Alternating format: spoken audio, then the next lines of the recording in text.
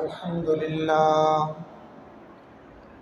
لله نحمده ونستعينه ونستغفره ونؤمن به ونتوكل عليه ونعوذ بالله من شرور أنفسنا ومن سيئات أعمالنا من يهده الله فلا مضل له ومن يضلل فلا هادي له ونشهد أن لا إله إلا الله وحده لا شريك له ونشهد أن محمدا عبده ورسوله أما بعد فأعوذ بالله من الشيطان الرجيم بسم الله الرحمن الرحيم قل إن كنتم تحبون الله فاتبعوني يحببكم الله صدق الله العظيم وصدق رسوله النبي الكريم ونحن على ذلك لمن الشاهدين والشاكرين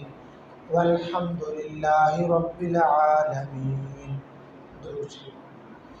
اللهم صل على محمد وعلى آل محمد كما صليت على إبراهيم وعلى آل إبراهيم إنك حميد مجيد. اللهم بارك على محمد وعلى آل محمد كما باركت على إبراهيم وعلى آل إبراهيم إنك حميد مجيد. واجب الاحترام معزز سامعین، آج اس عنوان پر گفتگو کرنی ہے وہ یہ کہ سنت نبوی صلی اللہ علیہ وآلہ وسلم سے محبت کرنے والوں کے لیے انعامات. حدیث انس ہے، اللہ کے نبی صلی اللہ علیہ وسلم نے فرمایا من احب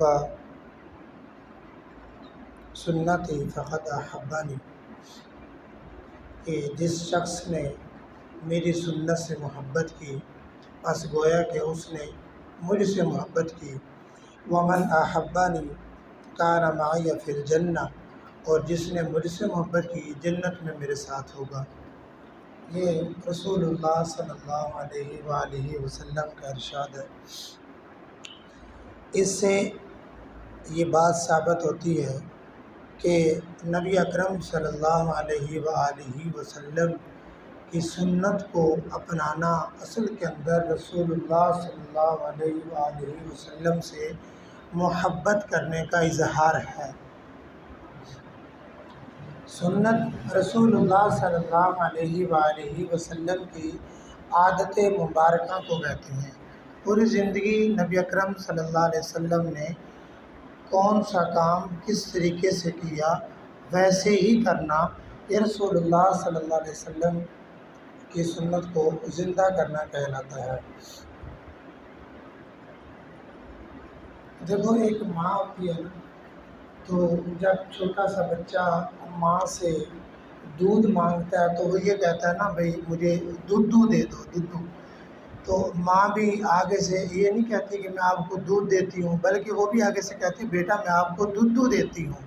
تو یہ ایک محبت کا اظہار ہے، جو کہ جو لفظ ماں بولتی ہے وہی لفظ، جو لفظ بیٹا بولتا ہے وہی لفظ ماں بولتی ہے.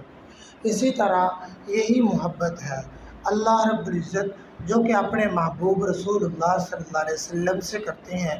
اللہ رب العزت کا یہ ارشاد ہے کہ جو شخص مجھے راضی کرنا چاہتا ہے وہ میرے محبوب کے طریقوں کو اپنا لے. جس نے میرے نبی میرے محبوب کو راضی کر لیا گویا کہ اس نے مجھے بھی راضی کر لیا. جس طرح کہ رسول اللہ صلی اللہ علیہ وسلم کے کھانے کا طریقہ، ویسا طریقہ کھانے کے دوران ہر مسلمان اپنائے. رسول اللہ صلی اللہ علیہ وسلم کے جو پینے کا طریقہ ویسا طریقہ ہر مسلمان اپنائے.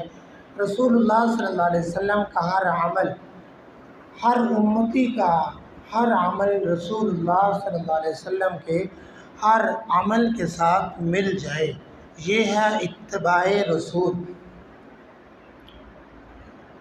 اللہ رب العزت دیکھو بندہ رسول اللہ صلی اللہ علیہ وسلم کی سنت کو زندہ کرتا ہے اللہ رب العزت اپنے بندے کو دیکھ کر جو کہ اللہ کے محبوب آخری نبی محمد الرسول اللہ صلی اللہ علیہ وسلم کی سنت طریقے کو زندہ کر رہا ہوتا ہے نا، اللہ اس شخص کی طرف دیکھ کر خوش ہو رہا ہوتا ہے۔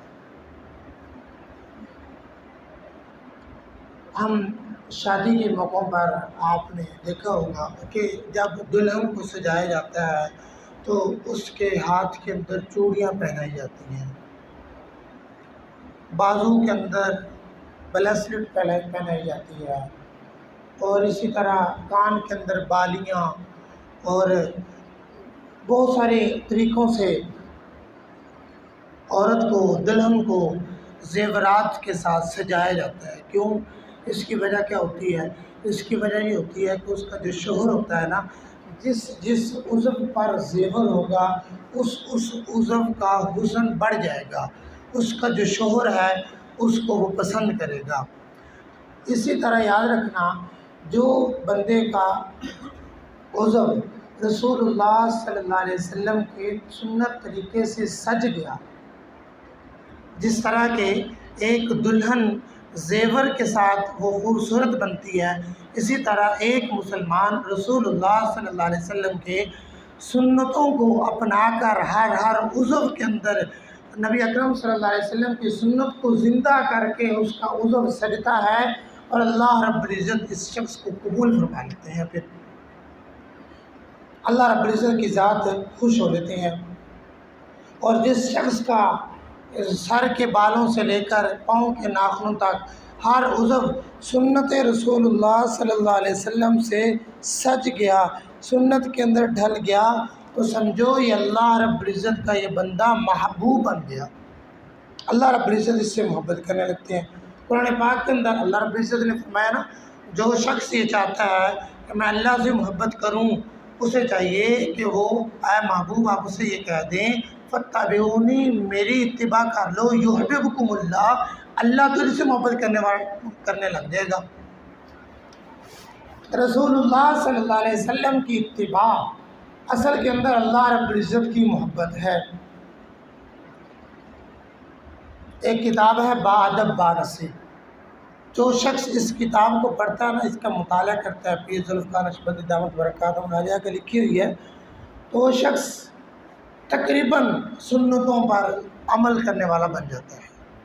اس کے اندر اس ترتیب کے ساتھ سنتوں کو بیان کیا گیا، رسول اللہ صلی اللہ علیہ وسلم کی اداؤں کو بیان کیا گیا۔ حدیث پاک کے اندر آتا ہے، میرے اور آپ کے محبوب نے فرمایا، جو شخص میری ایک سنت کو زندہ کرے ایسے وقت کے اندر جو فساد کا وقت ہو، جس وقت سنتوں کو ذبح کیا جا رہا ہو، اللہ کے نبی نے فرمایا اسے ایک سنت زندہ کرنے پر 100 شہیدوں جتنا اجر اور ثواب ملے گا۔ دیکھو کتنا اجر اور ثواب۔ اور ایک روایت کے اندر میرے اور آپ کے محبوب نے فرمایا کہ جو شخص میری سنتوں کو زندہ کرے گا، اللہ رب العزت 4 طرح کے انعامات سے اسے نوازے گا۔ پہلا انعام، جو اللہ کے نبی صلی اللہ علیہ وسلم کے سنتوں کو زندہ کرتا ہے، نیک لوگوں کے دلوں کے اندر اس شخص کی محبت پیدا ہو جائے گی۔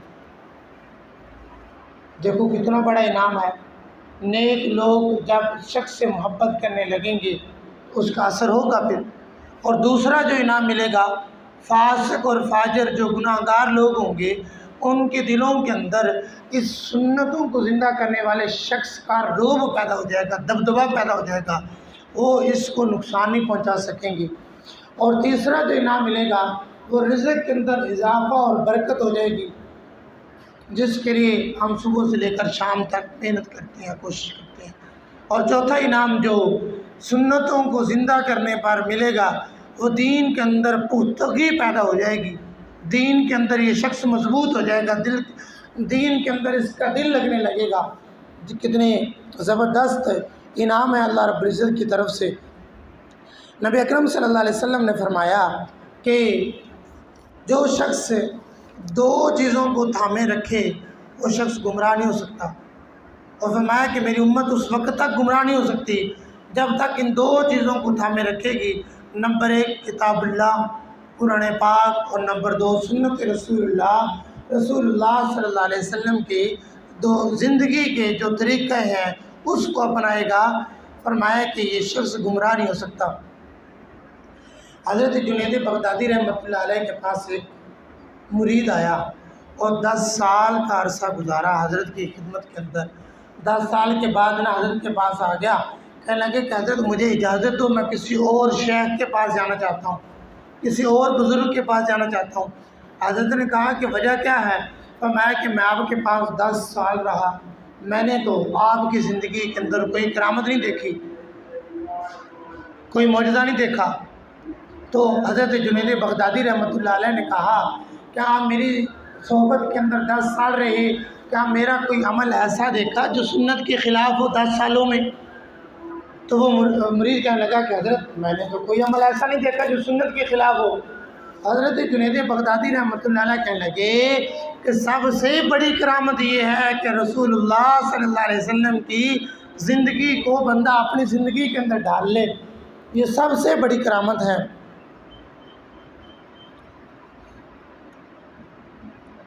دیکھو جو صحابہ اکرام تھے اللہ کے نبی صلی اللہ علیہ وسلم کی سنتوں کے اوپر مر مٹنے والے تھے، شیدائی تھے سنتوں کے۔ حضرت ابن عمر عبداللہ ابن عمر رضی اللہ تعالیٰ کے متعلق آتا ہے، ایک مرتبہ یہ مدینے سے مکہ کی طرف جا رہے تھے عمرے کی غرض سے، تو رستے کے اندر سواری کو روکا اور بھی لوگ ساتھ تھے، تو قریب ایک درخت تھا وہاں پر گئے اور وہاں جا کر بیٹھ گئے قضائے حاجت کی شکل کے اندر۔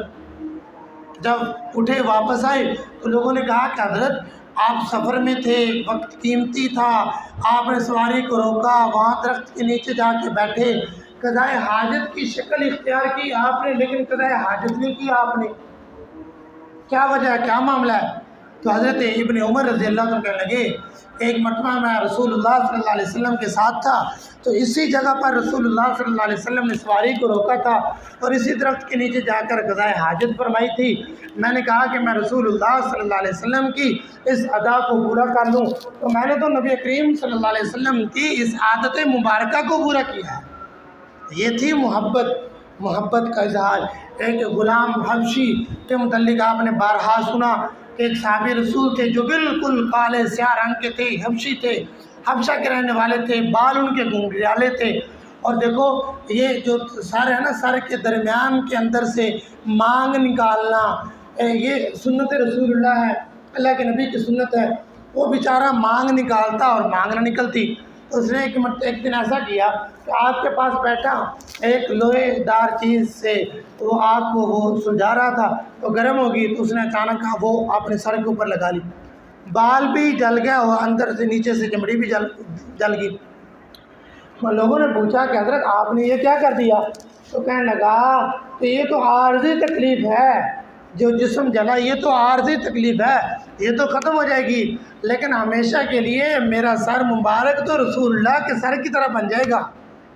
دیکھو یہ تھے شیدائی، سنتوں کے شیدائی، جو سنتوں کے اوپر عمل کرنے والے تھے۔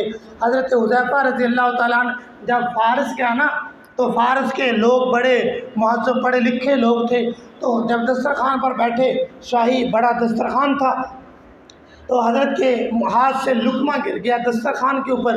حضرت حذیفہ رضی اللہ تعالیٰ نے اس لقمے کو صاف کیا تو وہ کھانے لگے، تو جو ساتھ والے بیٹھے ہوئے تھے نا صاحب، اس نے بازو لگایا نا، تو کہنے لگے کہ حضرت یہ ہم کیا کر رہے ہو، یہ کیا کر رہے ہو؟ تو حضرت حذیفہ رضی اللہ عنہ کہنے لگے کہ میں تو اپنے محبوب رسول اللہ صلی اللہ علیہ وسلم کی سنت کو زندہ کر رہا ہوں، تیرا کیا خیال ہے میں ان احمقوں اور بے وقوفوں کی وجہ سے اپنے پیارے محبوب کی سنت کو چھوڑ دوں؟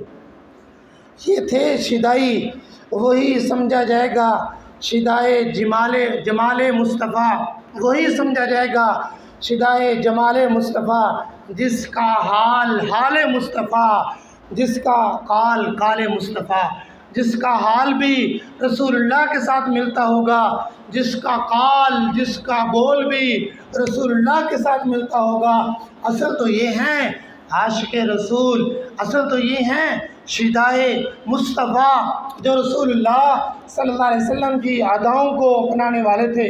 حضرت مولانا قاسم نانوتوی رحمۃ اللہ علیہ بانی دارالعلوم دیوبند، جب انگریز نے گرفتاری کے وارنٹ جاری کیے تو لوگوں کے اصرار پر یہ رپوش ہو گئے، چھپ گئے، 3 دنوں کے بعد باہر آ گئے تو لوگوں نے کہا، مریدین نے کہا حضرت ابھی تو وہ وارنٹ جو وہ ختم نہیں ہوئے تو آپ کو تو انگریز حکومت گرفتار کر لے گی، آپ رپوش ہو جائیں۔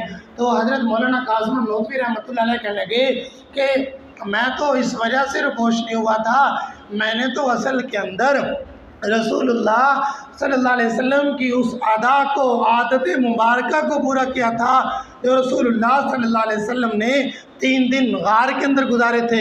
اب 3 دن پورے ہو گئے، میں باہر آ گیا، اب مجھے کوئی پکڑتا ہے تو پکڑ لے، مجھے کوئی مسئلہ نہیں اس سے۔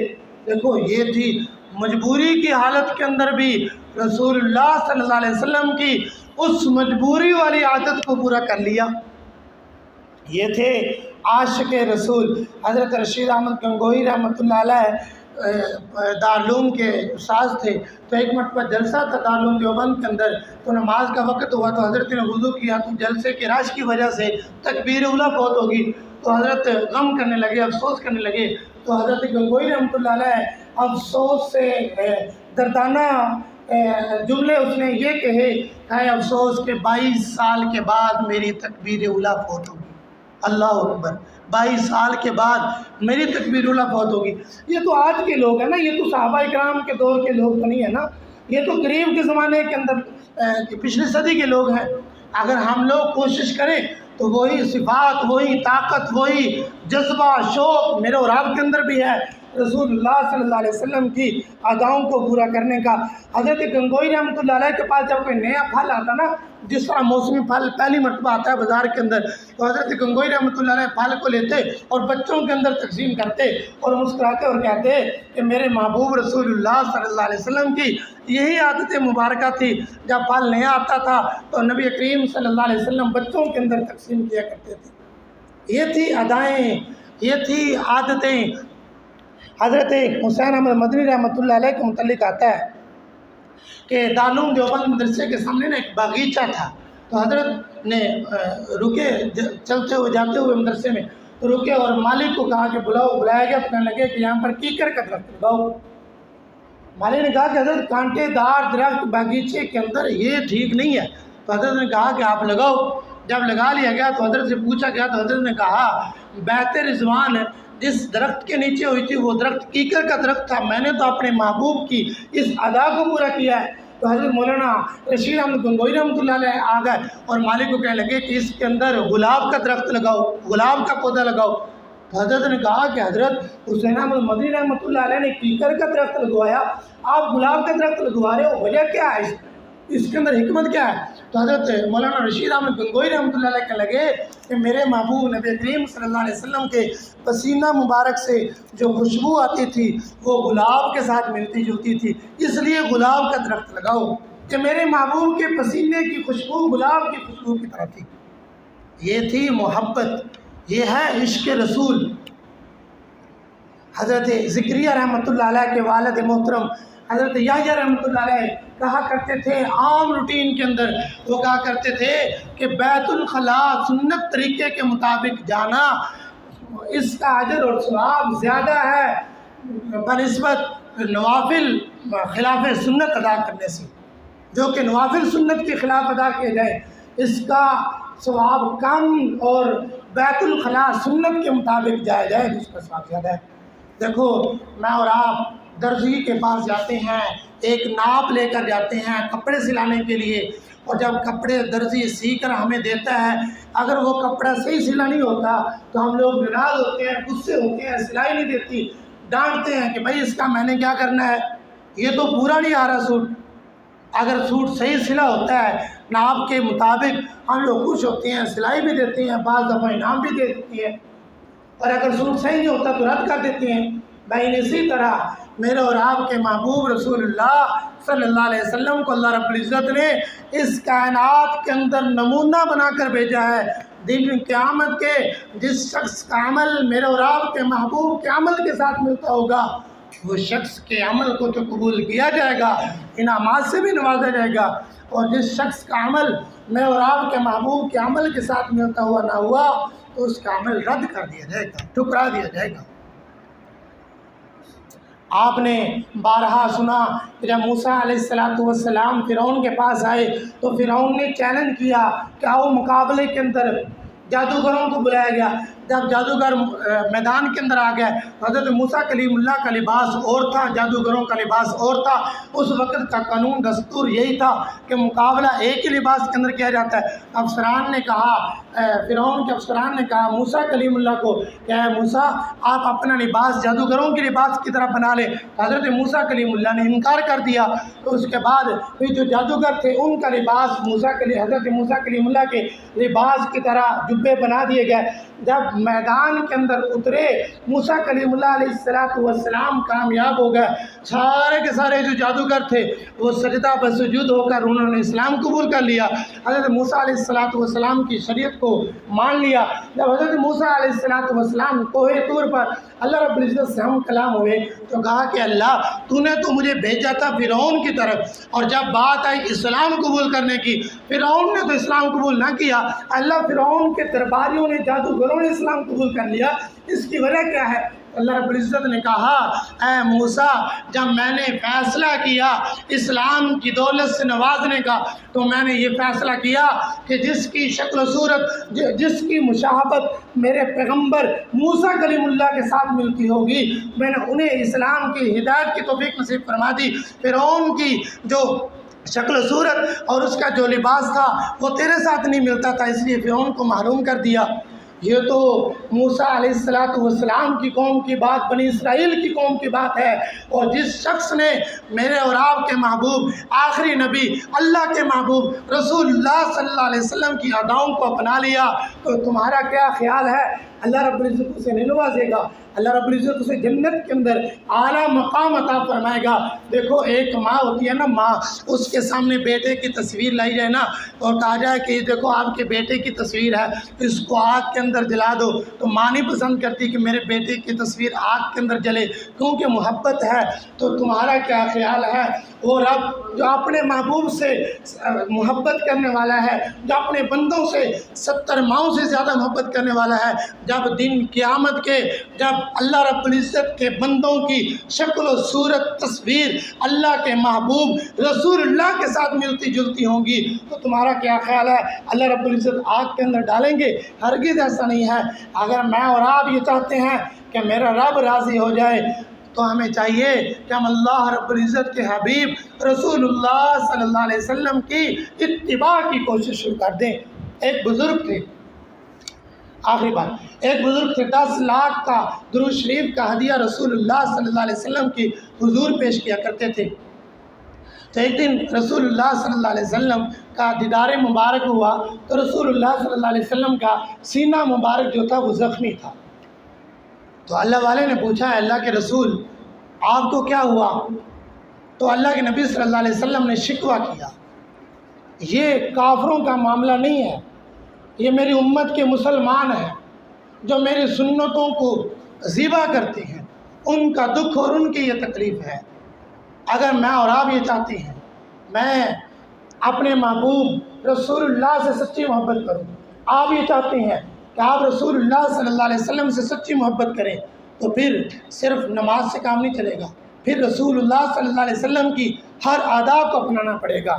تو کیا شاعر نے خوب کہا تم تو غیروں کی بات کرتے ہو ہم نے اپنے بھی آزمائے ہیں، تم تو غیروں کی بات کرتے ہو۔ اسی جو بزرگ کے خواب تھے اس پر شاعر نے ایک شعر لکھا کہ تم تو غیروں کی بات کرتے ہو ہم نے اپنے بھی آزمائے ہیں، لوگ تو کانٹوں سے بچ نکلتے ہیں، لوگ تو کانٹوں سے بچ نکلتے ہیں، ہم نے پھولوں سے زخم کھائے ہیں۔ دیکھو ہمارے گھر کی صورتحال ہوتی ہے جب ایک بچی ایک 50 والے گلاس کو نیچے گراتی ہے بچی یا بچہ نیچے گراتا ہے، وہ ٹوٹ جاتا ہے، ماں بھی ڈانٹتی ہے، باپ بھی ڈانٹتا ہے، آپ نے نقصان کر دیا، آپ نے یوں کر دیا۔ لیکن جب یہی بچی جب بے پردگی کی صورت کے اندر گھر کے اندر قدم رکھتی ہے تو پھر نہ باپ ڈانٹتا ہے نہ ماں ڈانٹتی ہے۔ جب یہی بچہ اپنی داڑھی کو چاٹ کر رسول اللہ صلی اللہ علیہ وسلم کی سنت کے اوپر اس طرح چلا کر گھر کے اندر داخل ہوتا ہے، ماں بھی دیکھتی ہے، باپ بھی دیکھتا ہے لیکن انہیں دکھ نہیں ہوتا، انہیں تکلیف نہیں ہوتی۔ پھر درد دل سے میں یہ کہنا چاہتا ہوں، پھر تو ہمیں 100 روپے کا احترام، 100 روپے کی قدر و قیمت تو پھر میرے اور آپ کے ہاں زیادہ ہوئی نا۔ پھر رسول اللہ صلی اللہ علیہ وسلم کی سنت کی محبت، رسول اللہ صلی اللہ علیہ وسلم کی سنت کی عزت تو پھر نہ ہوئی نا، پھر احترام تو نہ ہوا نا۔ آج سے عزم کریں، جس طرح ہم دنیاوی معاملات کے اندر کسی نقصان کے اوپر اپنے بیٹا اور اپنی بیٹی کو ڈانٹتے ہیں، اس سے کہیں گنا بڑھ کر اگر میرا بیٹا میری بیٹی رسول اللہ صلی اللہ علیہ وسلم کی کسی سنت کو قربان کرے گی تو میں اور آپ اور میری اور آپ کی اہلیہ، بچے کی ماں اور بچے کا باپ اسے ڈانٹے گا۔ انشاءاللہ کوشش کریں گے نا، انشاءاللہ یہ کام بالکل آسان ہے۔ یہ ضروری نہیں ہے ہم اگر یہ سوچتے ہیں کہ میری تو اپنی داڑھی نہیں ہے، میں بیٹے کو کس طریقے سے ڈانٹوں۔ اگر تیری اپنی داڑھی نہیں ہے تو تیرا کیا خیال ہے گھر کے اندر پھر اس طرح سنت ذبح ہوتی رہے گی تو اپنے بیٹے کو تو سمجھا سکتا ہے نا، اپنے بیٹے کو تو سنت طریقے کے مطابق لا سکتا ہے نا۔ بہت سارے اس طرح کے واقعات ہیں، باپ ایک نماز بھی نہیں پڑھتا تھا، بیٹے کو کہا کرتا تھا کہ بیٹا نماز پڑھ لو۔ آج سالوں گزرنے کے بعد وہی بیٹا 5 وقت کا نمازی اور وہی باپ اپنے بیٹے کی نماز کو دیکھ کر 5 وقت کا نمازی بن چکا ہے۔ اس طرح کی بہت ساری مثالیں میری اور آپ کی زندگی کے سامنے ہیں۔ اگر میں اور آپ کوشش کریں کہ انشاءاللہ میں اور آپ اپنے بیٹے اور اپنی بیٹی کو اگر سنت کو قربان کریں گے تو ہم انشاءاللہ ڈانٹیں گے تو ممکن ہے اللہ رب العزت سے کبھی امید ہے یہی سنت اور یہی رسول اللہ صلی اللہ علیہ وسلم کی اطاعت کا شوق اور جذبہ